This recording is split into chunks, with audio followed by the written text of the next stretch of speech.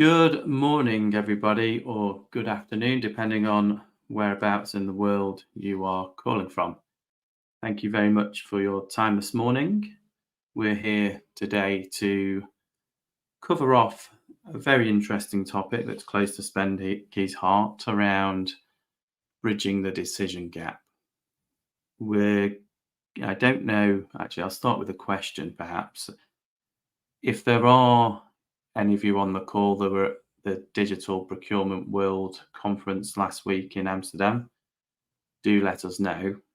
An interesting slogan that they have is "Make Tech Work," which resonates a lot with us here at Spenky, and I think with this title as well, around how do we get the best from data? How do we get the best from technology?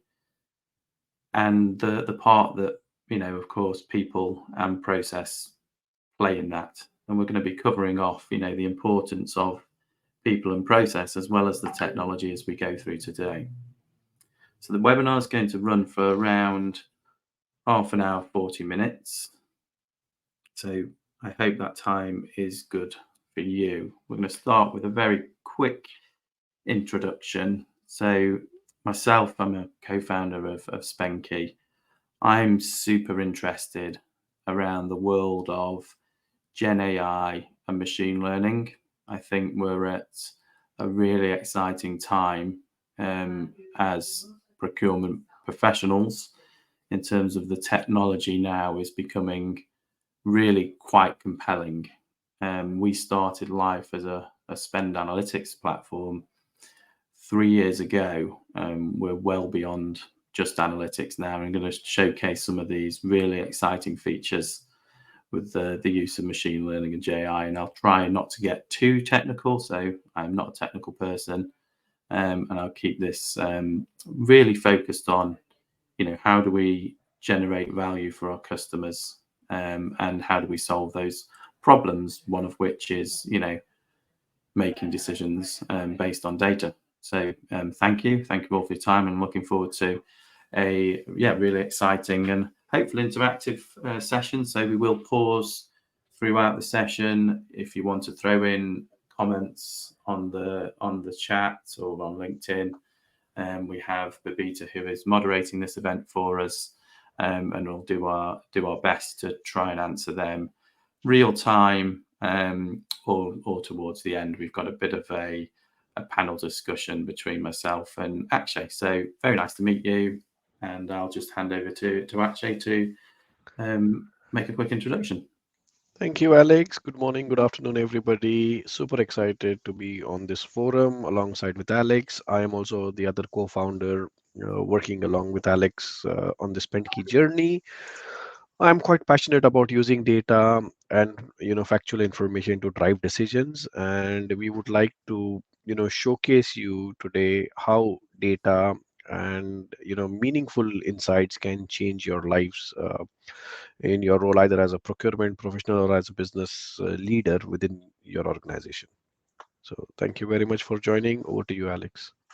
Super.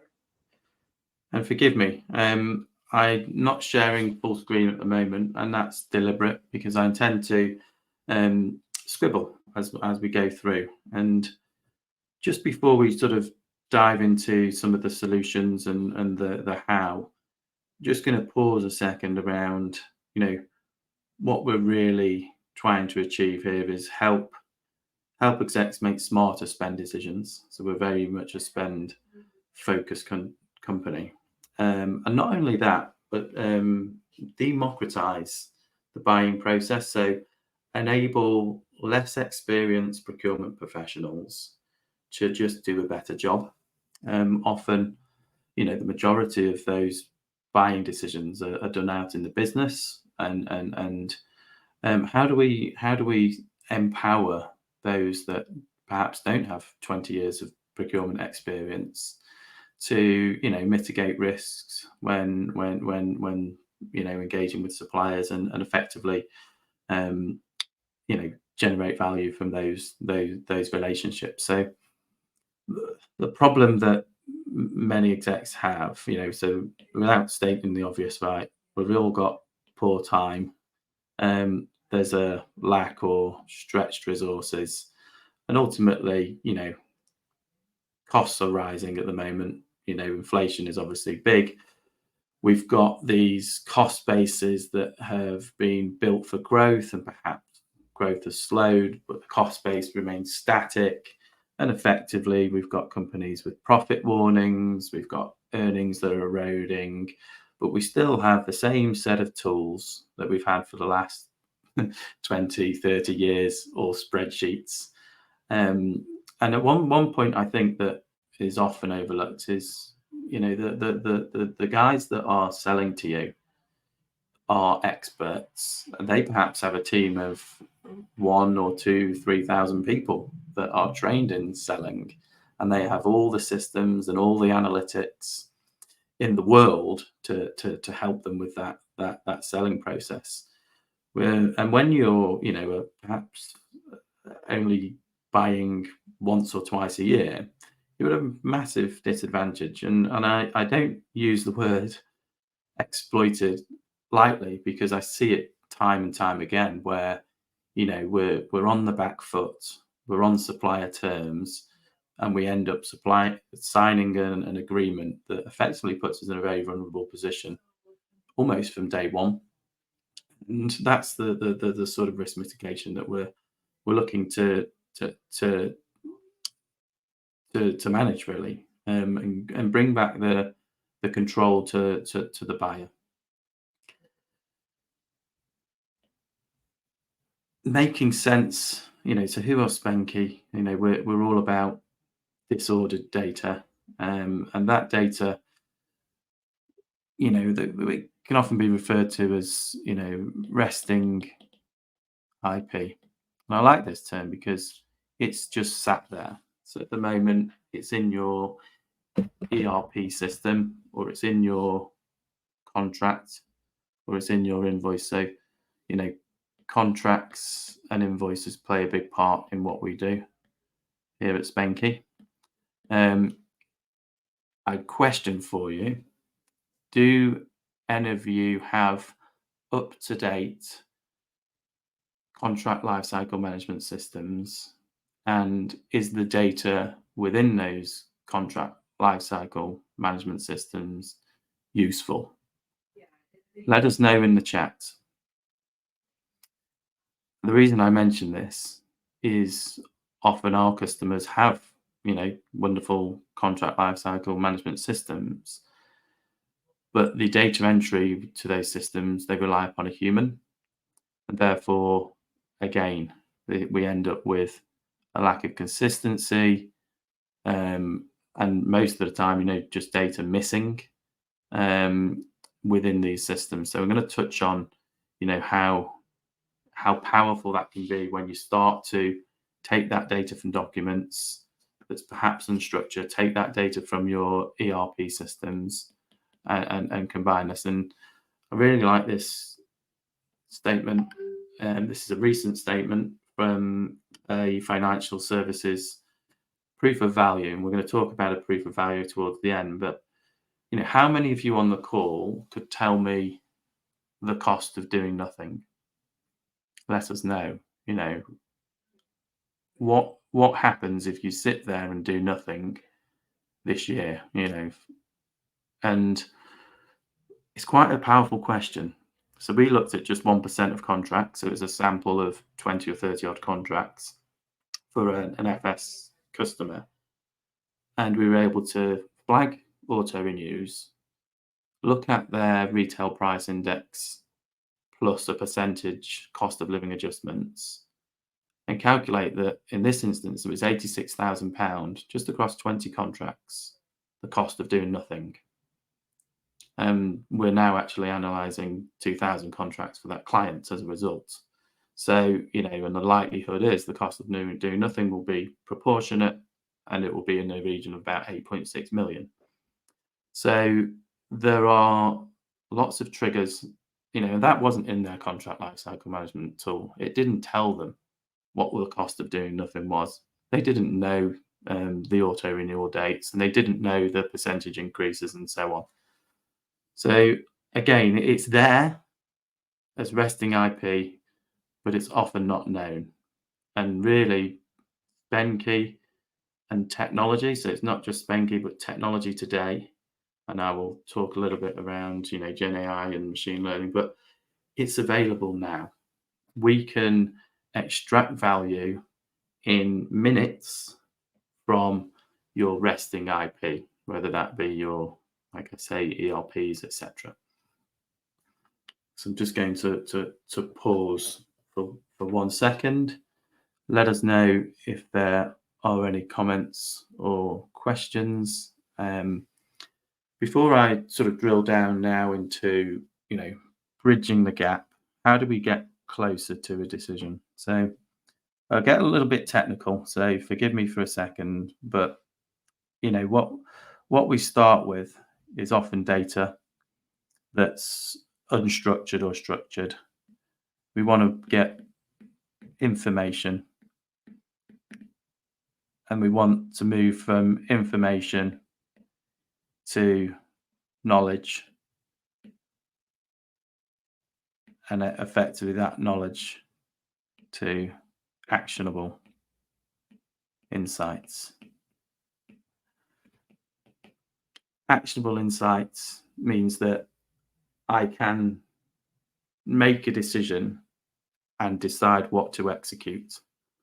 And not only that, we go a step further here at Spenke, and we also help you execute. And we help you execute by creating documents and templates very quickly with the use of Gen AI. So the 4 components, many of our customers are at different stages of maturity in their, spend culture. So, it doesn't necessarily mean if you're a team of 200 plus in procurement or you've got 0. The overall ambition here is, how do we generate value from what is often a very large proportion of your outgoings, third-party contracts. And the bit to highlight here, it's a catalyst for a changing culture. So many of our customers are looking to change the behavior of everybody in their business and that is buying. So I go back to that model about democratizing. Here at Spenke, we're very conscious around not biting off more than we can chew. And process change and people change are often big programs of work that are met with, politics and governance and board approvals, etc., and take potentially years to actually embed. But what if we could empower those people and complement existing processes and avoid all of that change to generate value? And that's really how we position this. Is the 2 inputs we start with here are spend and documents. So spend, it could be from ingestion of accounts payable data, it could be invoices, it could be travel and expenses, but existing transactions and existing systems. How do we generate insights? How do we get that data into information, into knowledge, and into actionable insights? We have a feature that is effectively categorizing spend. So that's cleaning up your data and making sense of it. Again, using machine learning. So again, that's very automated.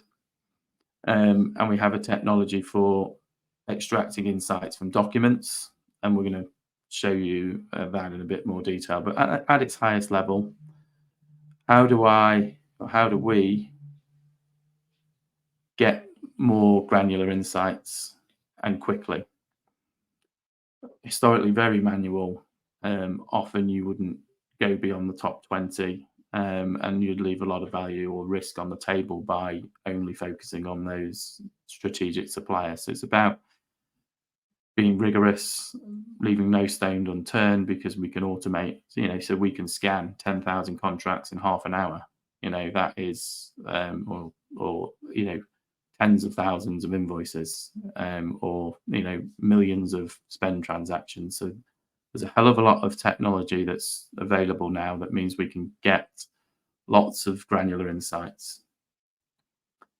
Then we go into the world of, okay, so what? And if you think about, I don't know how many of you on the call have attempted to write a category plan in the past. I certainly have, as my days as a category manager. And the first part of that was always very difficult because it was data driven. What's the as is? Where am I spending my money? But that now is done with a big tick, and it's not only done with the as is, it's also giving you all the contractual strengths. You haven't got to read a 700-page document anymore. It can all be summarized in a one-page document with yes, no's, and values, and all the rest of it. And I go back to that example that we mentioned at the start, and we'll share a few more examples as we go through. So stage one of your sort of category plan is done. Stage two, what intelligence can I gain?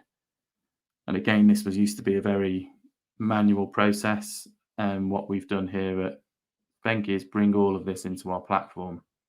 So what are the cost drivers for a particular industry or a particular product or a particular service?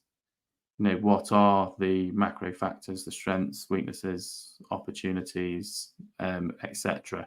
So we're bringing in lots of intelligence at different levels that was otherwise very manual to collect. So again, this is all about improving our visibility of the market. Who are the top 10 competitors for, I'm looking at a camera, so I'll say for cameras in the UK, etc.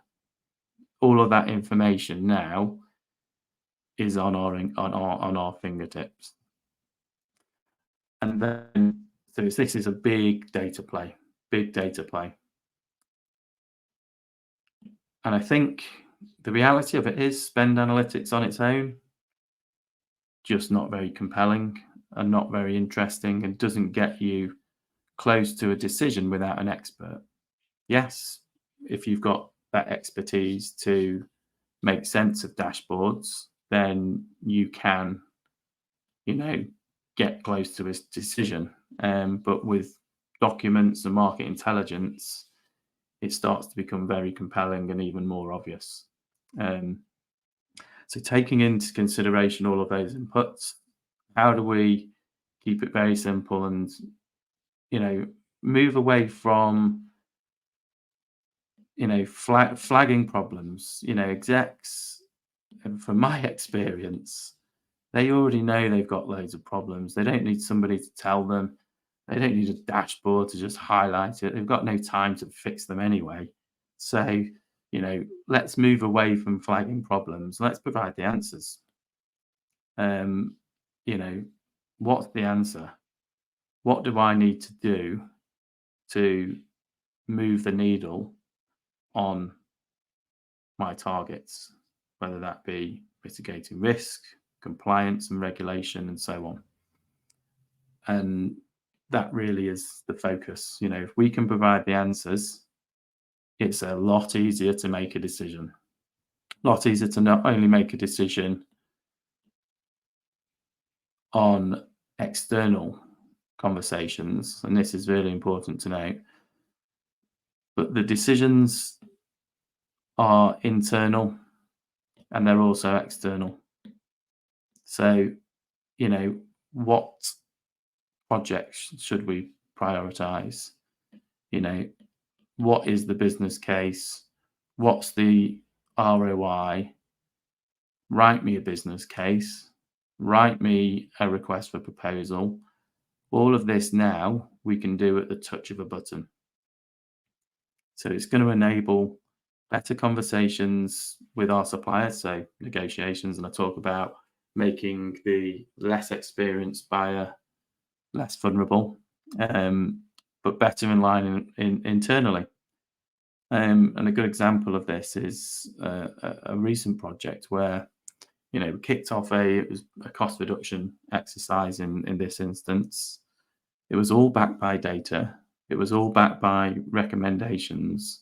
And within 6 months, the client had delivered over $4 million in savings. But not only that, the feedback was, oh, we are the highest performing business unit in the company in terms of meeting our targets for cost reduction, but a complete transformation in everyone's behavior. In 6 months, a complete transformation, highest performing business unit. This is sort of remarkable, really. And the catalyst for this was, providing data. It was a board level memo that went to the CEO, and it had everything in. Here's what we're going to do. Here's all the data. Here's what it will deliver in terms of X pound notes. In this case, it was actually euros. So a catalyst for changing people's behaviors, but without changing the people and the process dramatically. It's about enhancing what's already there, rather than this being a huge change program, making it just obvious to do, make better decisions, etc. Super. So the next part here, we're just going to showcase 3 components actually. So I'm going to hand over to Akshay, who's going to focus on the spend side and just flash up a couple of dashboards. And then we're going to go into the documents, and we're going to go into the market intelligence and some of the Gen AI stuff. So yeah, hold tight. We will keep this relevant, and we'll aim to cover off a couple of examples as we go through as well. So actually, if I may hand over to you just to talk through a couple of examples in spend analytics firstly. Yeah, so thank you very much, Alex. Very insightful, discussions or inputs from your side. And this webinar is about bridging the gap and helping people make smarter decisions. And as I mentioned earlier, it's all about how can we use data, which is information that is available within your organization, but probably is hidden, or it's something that you can't see very easily, bringing that to the surface and then helping you drive those decisions. So what I'm showing you here is just a couple of use cases here, how data can be super powerful for you to, Alex talked about changing behaviors. And let's start with one example. A lot of every organization is buying technology today. So if I look at my screen, you have a lot of dashboards, but like I said, I'm going to cover only a specific use case. So if you're buying software and you want visibility on your software, today you go and ask anybody, he say, okay, I think we spend so much of money on software. What kind of softwares do you buy? Do you have that visibility? And the answer would be, oh, I know my top suppliers. I know how much money we spend with SAP, how much money we spend with the Salesforce, but that's it. I don't have any other visibility. So if you want to get that visibility in our tool, once your data is all ingested, it's super easy. You just go, and I'm going to show you one example is I want to split this by category. I want to see all the software spent. And now you start seeing the granularity. So I see I spend 12 million across 40 different suppliers, and those software sit in different categories. So there is an end user software, there is some software used for application development, database, business software, finance, business intelligence, on and on. And you can get that visibility quite easily. So let's look at the end user software space here, which is the highest spend at the granular level. I want to see how much money am I spending this by country. Just with the click of a button, I can see, wow, I have 22 suppliers and I have so many countries where I spend the money on end user software. I think this information is very powerful. And if I may just take a pause and ask, do you have access to this kind of information today? And if not, what impact do you believe you can create if you had this information at the click of a button? If you want to put your comments onto the forum, please do so. But now you can see the power of data. Once you have information accessible to you, Alex was talking about, getting access to actionable insights. This is the actionable insights that you get with the click of a few buttons. And this Yeah. will help you deliver on your targets. This will help you change behaviors within your team. Sorry, Alex, you wanted to say something. I think I'll just give a couple of examples. So, productivity tools, how many productivity tools, and I'm saying productivity tools, we're all very familiar with Zoom and Slack and Teams. I had a client recently that was using 3 different tools, and in the heyday where growth was strong, it didn't matter so much that they were spending £600,000 a year. With profit warnings, it makes absolutely no sense to spend £600,000 a year on productivity tools and have 3 of them. So an obvious, with the data, you can see, well, I'm spending 600,000 and buying licenses for everybody globally. It's 5,000 employees. There's an opportunity here to have one single platform. I think they went with Slack in the end, but yeah. So that is just a real example of not knowing how much they were spending before, not really understanding the size of the opportunity, but then able to find a £400,000 cost reduction opportunity, and present that to the committee. So it was backed by data, and it had certainty of outcome. And here are all the dates. Here's when we can do it. Here's what impact it will have. A hugely powerful, yet very simple action off the back of data. Thank you, Alex. There's just one more insight I want to bring up very quickly, because this is a general problem for most organizations, is you are buying things, again, in the IT world, a lot from the resellers.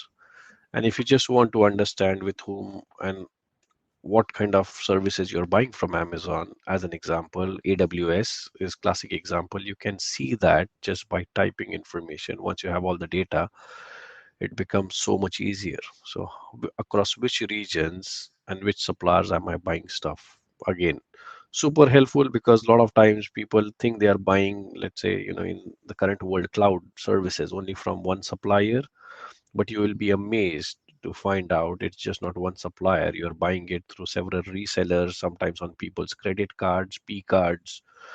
There are so many channels available today to buy stuff, and that exist in your organization without that visibility.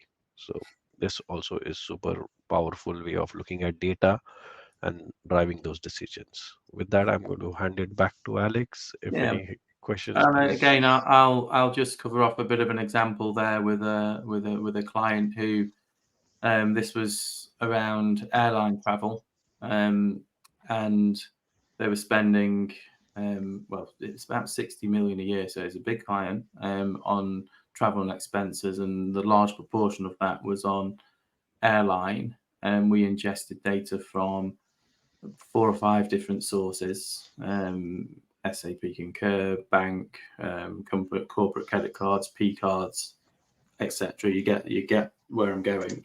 Mapped it all together, and we then figured out that only 50% of their airline spend was going through the correct channel, and that was 50% of a large number. I think it was about 40 million. So you can imagine. So all of those frameworks that were negotiated with airlines around discounts and benefits and protections and all the rest of it, people were just going out and doing what they wanted and just paying whatever price they got, and for not just a small portion, but 50% of the overall of the overall spend. So there was an immediate, cost reduction opportunity, not by changing anything, but just being more compliant, i.e., use what we've already got in the correct manner. And that, is again about change culture. If people know that you're watching them and you're monitoring that compliance, then you can address those particular areas of non-compliance very, very precisely because you have the data. And again, that was a very quick win off the back of, I think it was about 5 days of analysis. So really quick and a massive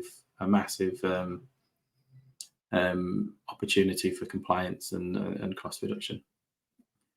Super. Great. So, I think, am I back online now? There we go. Yeah. Okay. Super.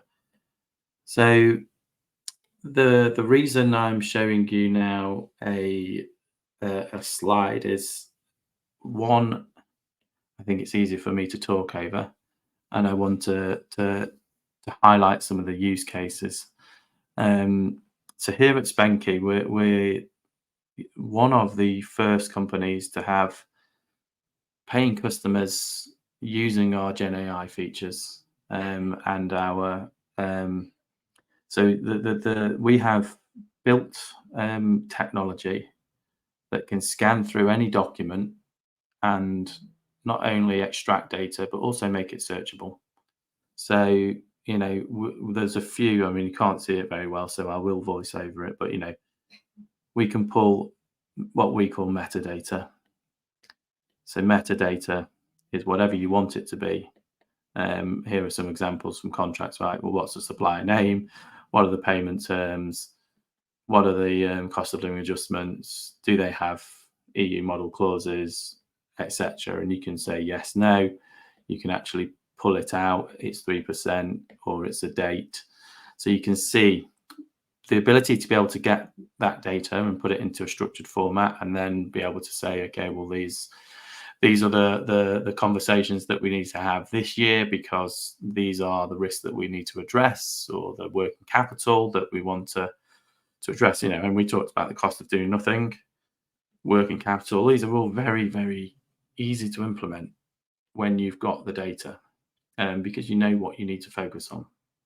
And not only that, all of your contracts can be hosted in the Spenky environment. You can search for anything. So put your 10,000 contracts up and search for rebates, and it will show you, here are all the contracts with rebates. Massive opportunity. We have a pharma client that claimed, I forget the maths now, but I think it was $500,000 in rebates off the back of actually spend analytics in this case. But they already knew that they had the agreements in place. They just weren't able to calculate them. So that was with contract manufacturers. So really powerful use case. But these are insanely high returns on investment in days. Here is a load of opportunities that add up to hundreds of thousands of pounds and are actually quite easy and simple to execute, but very difficult to find when they're trapped. They're trapped in a piece of paper, or they're trapped in an existing system. So hopefully that's clear. I mean, we've got documents here, but I'll just, in case anyone's joined late, I'll just go over this briefly. So documents can be anything, literally a Word document, a PowerPoint, a PDF, an invoice. That here's a good one. Modern day slavery audit. So this is an Israeli telco. So they have got pressure to show compliance to modern day slavery. Again, this could be modern day slavery. It could be consumer rights protection. It could be EU banking clauses. It could be how do I demonstrate compliance? Well, in this case, we scan the payslips in Hebrew in this time, so it was the right to left, and we're able to say, well, here's the information in the payslip, here's the information in the contract. Then we do our advanced analytics, 1, 2, 3-way matching, 4-way matching, depending on whether we want to look at other documents. but we'll very quickly and easily be able to say yes, tick, or no, there's a variance.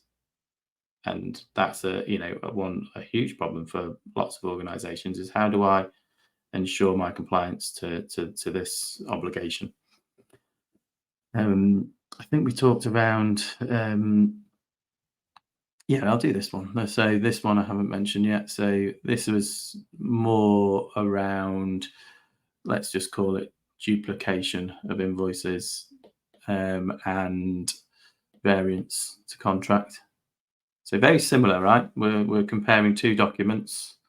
One's a contract, one's an invoice, so it could be a bill of materials or a goods received note or whatever it is that's got the information in. And just a heavily manual exercise to do that.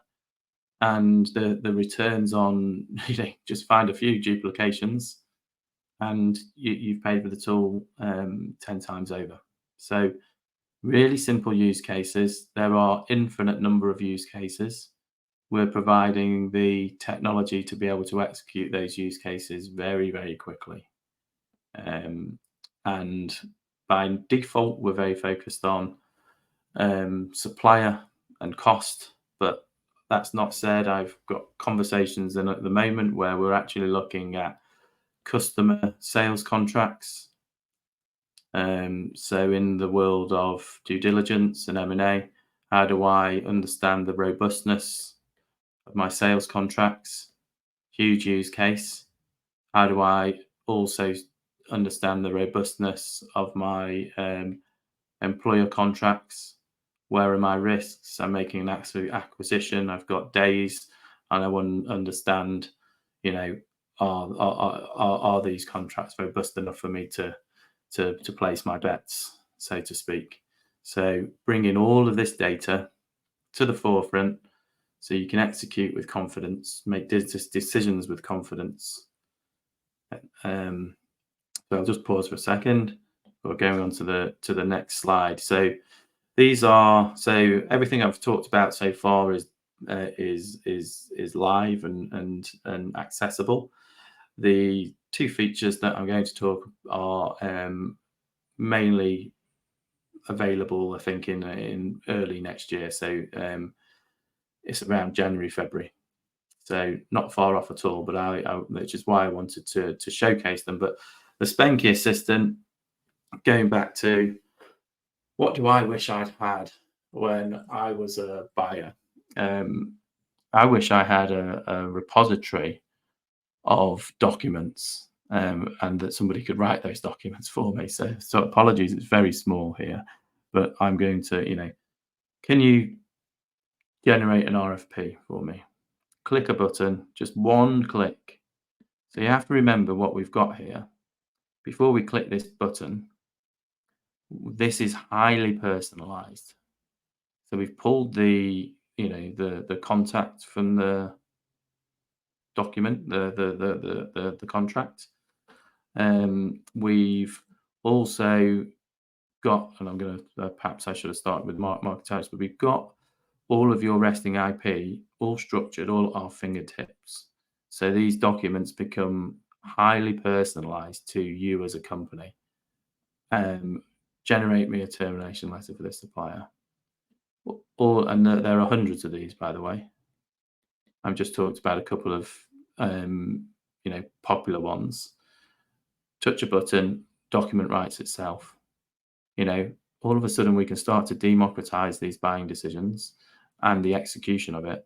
And no longer is the person, sat in France or Argentina or Australia who only probably does about 10 of these a year, going to do a really bad job, because they can go into Spenky and they can have world-class documents at their fingertips.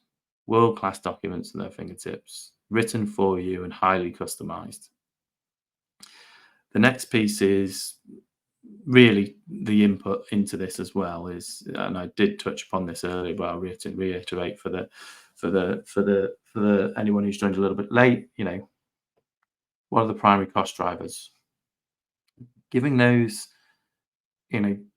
those buyers information. Oh, well, actually, I'm purchasing I don't know. I'm looking at a table, so I'll go with table. Sorry for the lack of the lack of creativity on the product, but let's go with the table, right? But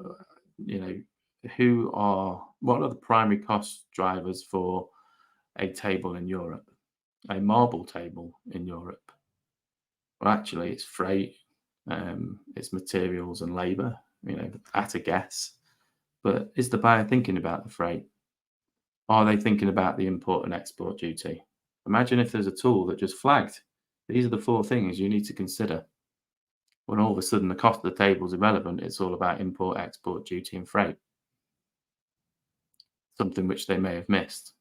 So how do we increase their chances of having better conversations and not missing it? Which will give them all this on their fingertips. Who are the top 10 competitors? And I can go on, give me a matrix, SWOT, PESTLE, whatever. There's hundreds of them, all of these, but making it relevant to you, relevant to the buyer. So highly, highly bespoke, because what we've got very granular insights. We've got very granular categories, whether it would be a legal service, whether you're buying glycerine in India, whether you're buying, a software product, legal service. It's all highly granular and highly customized. So these insights and these assistants are, and I would say they're not 100%. So let's say what they're not. Not 100%. Sorry, my pen's stopped working. They're not 100%. And Gen AI, I don't think is going to be anywhere near 100% for another few years. And I listened to one of the leading speakers in Gen AI from DeepMinds at Google a couple of weeks ago at an event that was run by Kearney. And even he doesn't know, when is AI going to be better than a human? And I think the guess was around 5 years. So at the moment, all of the compute in the world totaled up together is not as powerful as one single human brain. So that just goes to show how powerful we are, humans. So well done. So the Gen AI and it's nowhere near yet. But is he right? Is it 5? Is it 20? What do we do in the meantime? Well, we have to keep a human in the loop. So any mistakes that Gen AI make, you need to be able to easily check them. And easily checking them, you may hear this phrase, or have heard it already: human in the loop. Human in the loop. So what we do here at Spenky is everything's very transparent, and I'll go back to that statement. It's easier to check a 1-page summary of data than it is to read the 700 contracts. And that's what we enable you to do. We'll suggest you check this before you actually send it out or make the decision, but it takes you 30 seconds, not half a day.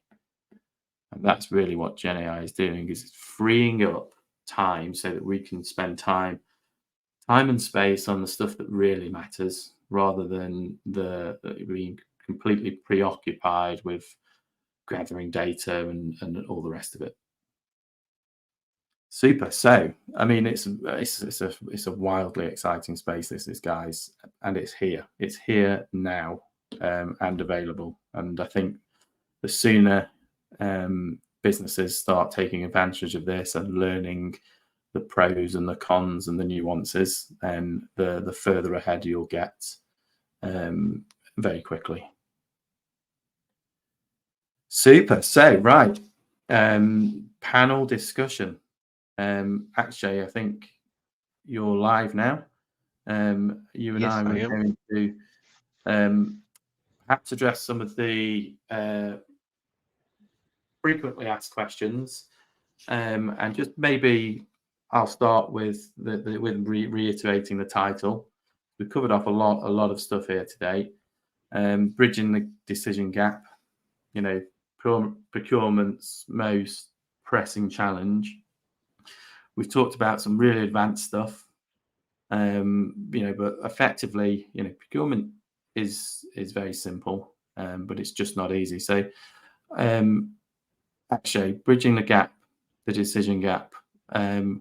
What do you feel is missing from today's presentation, or is perhaps not covered off as in the world of technology? I think you've done quite a good job, Alex. What would be very helpful to throw some light on is most people think when they want to implement any project or they want to implement any technology, it's going to be a super complex project going on for years.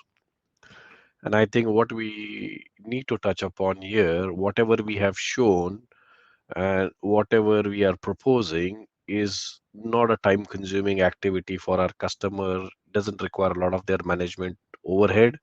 It's super sleek, super easy to implement, something that they can get done with a very light touch approach.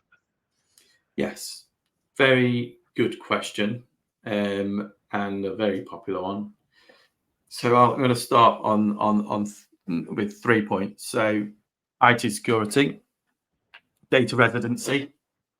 Often they will slow a process down. So it can take up to 6 weeks to get through internal IT security. There are actually tools available now that speed up all that onboarding, but let's assume that those aren't in place in your organization. So data residency. So we can be, we're predominantly Microsoft, but if the client decides to store the data in their own private data centers or elsewhere, then that needs to be taken into consideration. For us, technically, it takes 24 hours. So again, the technical solutions are quick. The human conversations and alignment. So often that means filling in questionnaires, providing compliance statements, etc. We're ISO 27001 compliant. So all of those things need to be taken into consideration. They're almost like pre-project. So they can be, in some cases, days, in other cases, weeks, but often no longer than, a couple of months. Then when it comes to sharing the data, so during initial discussions, we start to, prime our customers with, well, this is the information that you need. And often it's trying to find the people to speak to, again, technically to get the data very quick, and even integrating, talking days. But find the person to speak to sign off on sharing it, and the internal conversations are what take the time. Technically for us, so we implement once we have the data in 10 days. And the document analytics is within seconds once we've set you up. So, we've got 10 days once we get the data. Realistically, a couple of weeks, I'd say on average, to sort of once we've onboarded and people have run around trying to get things to us. That's for me my attempt at writing onboarded. But yeah, so I think the key point here is insights, actionable insights to enable you to make decisions.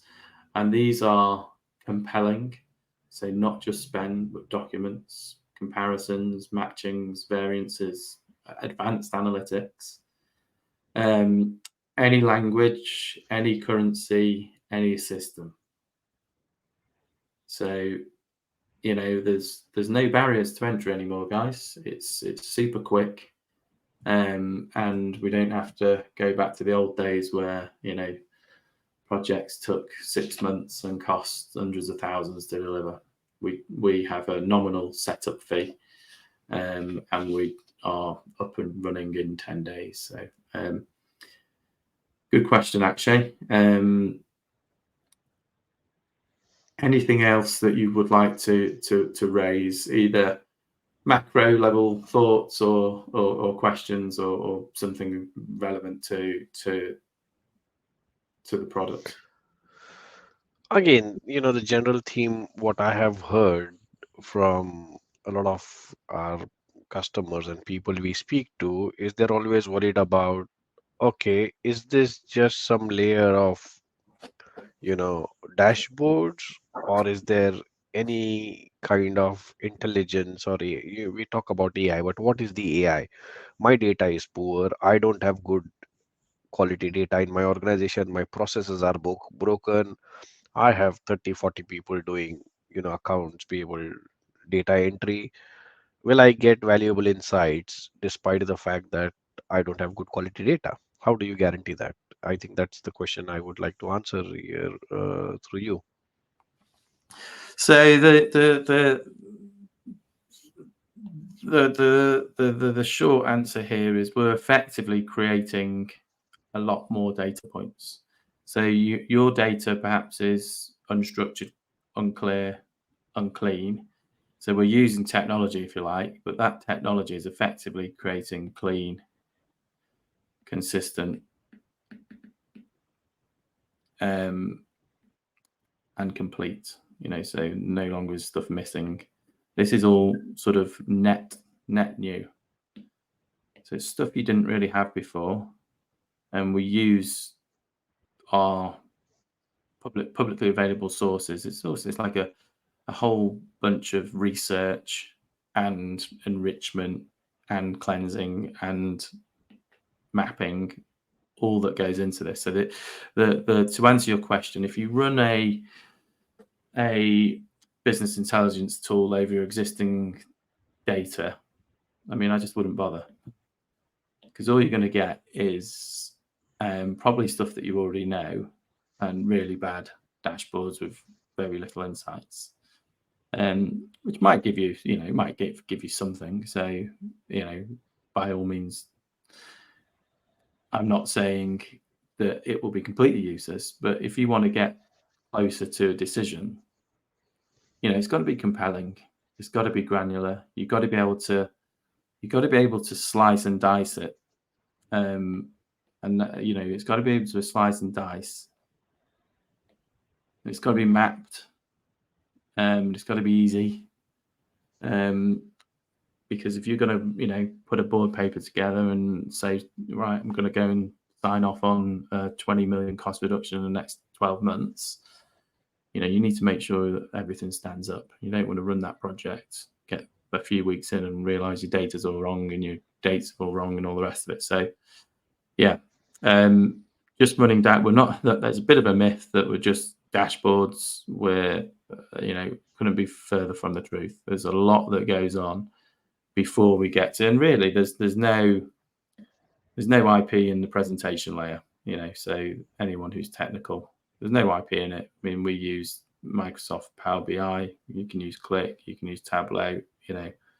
Presentation layer, there's no IP in it. There's a lot of IP in just being able to spin them up and report properly. That's where we can assist you, and within integrations, etc.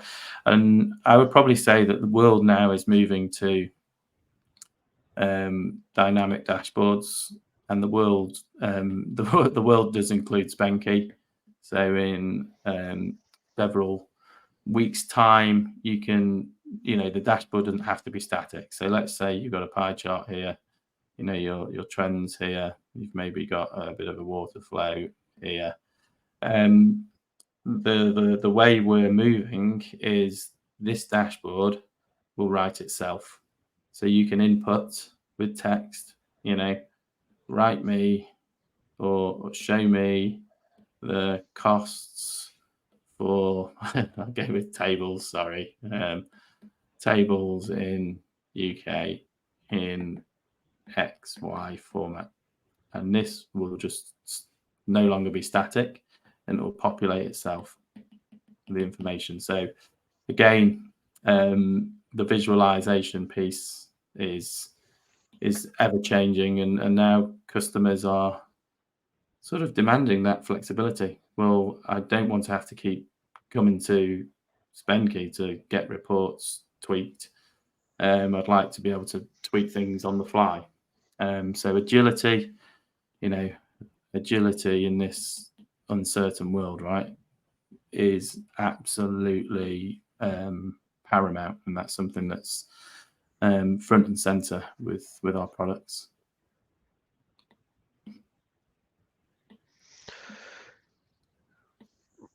Thanks, Alex. And I'm just conscious of time. We have only last 4 minutes or so remaining. So it's time for us to wrap up. Great. Well, guys, thank you all very much. It's been great to sort of showcase some of the challenges that we have been working on. Hopefully, you found it super interesting. Hopefully, I've provided some answers. But if there is more questions that you have, then obviously feel free to reach out to myself and Akshay. Babita will be sending out this recording to everybody along with the deck, so you can have a look at this offline. Those of you that join late, you can do. We've got a bit of a freebie. You know, what's a webinar without a freebie? So as a thank you all for your time and listening, you can chuck us 20 documents and we'll show you what we're made of in a nutshell. So yeah, if you want to trial some of our functionality, then get in touch. And let me just highlight this bit. There you go. We'll do 20-ish. It could be a bit flexible, but then this, you know, if you're procurement guys, you'll love this. No cost. How about that? So we can do up to 20.